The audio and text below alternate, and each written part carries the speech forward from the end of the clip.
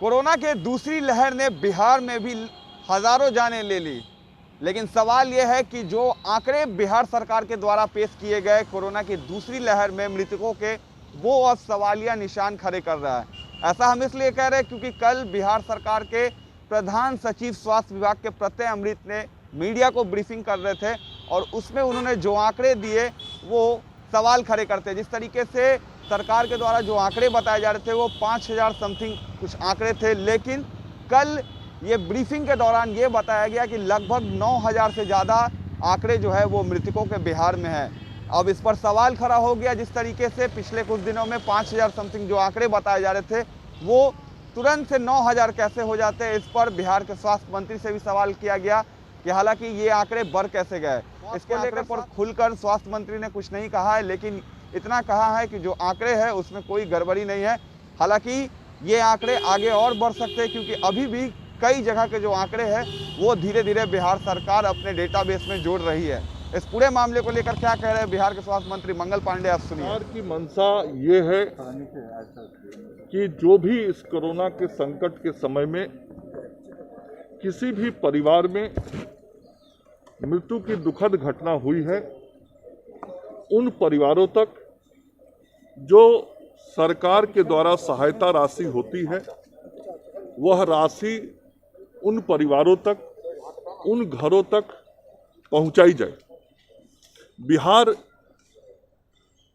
पहला राज्य है जो कोरोना के कारण मृत हुए परिवारों को 4 लाख रुपए की सहायता राशि देता है।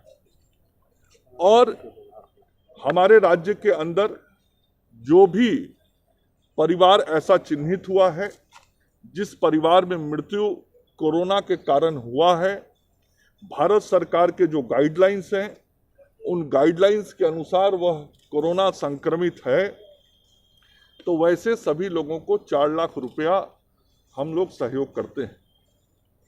यह जो दूसरा फेज आया, इस दूसरे फेज में समाज के कई स्रोतों से, आप सब लोगों से भी यह जानकारी मिली कि मृतक जो हुए हैं इस कोरोना के कारण, उनके बारे में और जानकारी ली जाए और पता किया जाए, और भी संख्या हो सकती है। सरकार ने सभी के सुझावों को बहुत ही गंभीरता से लिया।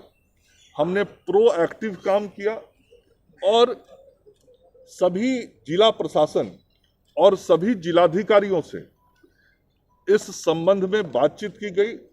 उनको यह निर्देश दिया गया कि आपके जिले में जो भी संस्थागत मृत्यु कोरोना के कारण भारत सरकार के गाइडलाइन के अनुसार जो हुआ है उसका संस्थानवार आप जानकारी पता करें और कोई छूटे नहीं, ऐसी कोशिश होनी चाहिए।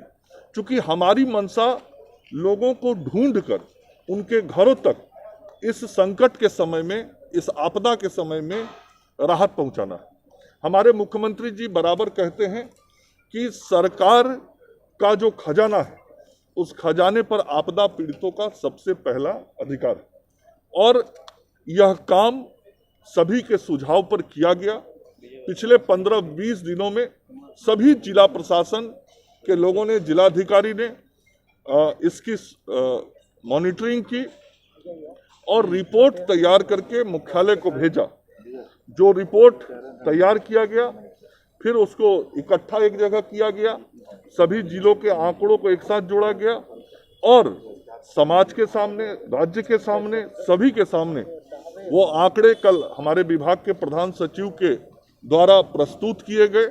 बताया गया कि क्या वास्तव में स्थिति है और हम लोगों ने आगे बढ़ के, सरकार ने आगे बढ़ के इस विषय को निकाला और लोगों तक सहायता पहुंचाने का काम किया है।